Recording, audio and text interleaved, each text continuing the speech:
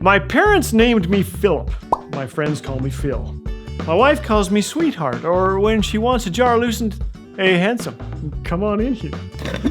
The name Philip actually means lover of horses, of which I am not really. I appreciate horses. I know what a horse is. I know that hay goes in the front part and you ride on the top part. And I think I've done both. Thinking all the while, I am going to get bucked off. I am going to die. Oh, the irony. Someone will joke at my funeral, his name meant lover of horses. That's what took him, really. Names. I'm thankful my parents gave me a sensible name. You can't take a good name for granted these days. Just ask Marijuana Pepsi Van Dyke of Chicago, Illinois, or Sincerely Yours 98 Pascual from the Philippines. Here are a few more actual names given by real parents who probably need real help. Gray says, I went to high school with a guy named John. Yes, his first name, middle name, last name, John. I have a good friend named John Belch. He lives in Spokane. I'm glad his parents didn't use the name 3 times. It's hard to keep a straight face when you meet Belch. Claire says, we chose our daughter's name Lanesra because it was unique and romantic. It wasn't until she was 2 years old that my husband told me it was actually his favorite soccer team, Arsenal, spelled backwards. Oh man. Here are a few more actual names. Cash Money, Cash Register, Donald Duck, Lord Voldemort. Is it Voldemort? I think so, yeah. Yeah. Lord Voldemort, Jedi Knight, Mr. Love, Beautiful Existence, and Batman bin Superman. 2 siblings were Hate and Rage. I feel sorry for those kids. I don't know how some parents live with themselves. I think we should choose names while thinking of what we'd like our child to become.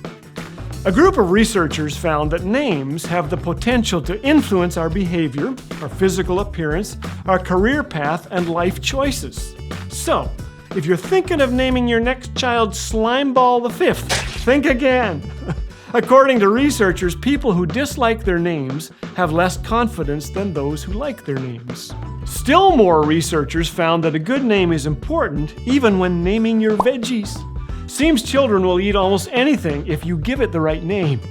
Now, this theory was tested at several elementary schools. In the school lunchrooms, they put new signs in front of the veggie bowls. The one by the carrots read, X-ray vision carrots. Green beans became silly dilly green beans, and broccoli turned into tiny, tasty treetops. Guess what happened? The kids ate veggies by the fistful. Schools ran out of them and had to buy twice as many the next time around. Perhaps you'd like a name change today. If your name is Lord Voldemort, I do not blame you. We seem to go through life with 3 names. The names our parents give us, the name others give us, and the names we give ourselves. Sometimes that can mean names like loser, dummy, failure. Would you do something for me? Never ever forget this. God is into renaming people. Sarai to Sarah, Abram to Abraham, Jacob, which by the way means cheater, deceiver, to Israel. You can read the story in Genesis 32 where God says, for as a prince you have power with God and with men. That was the meaning. God changes hearts. He sees our failure, our pride, our deceit, our lack of love, but he also sees and knows who we are in Jesus. In Ephesians 1, he calls us chosen and adopted. In Romans 5, beloved, justified, reconciled.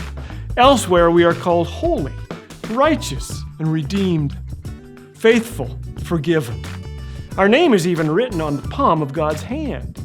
Never forget how God sees you, even if your name is John. Melissa says, my neighbor was the 12th kid in his family.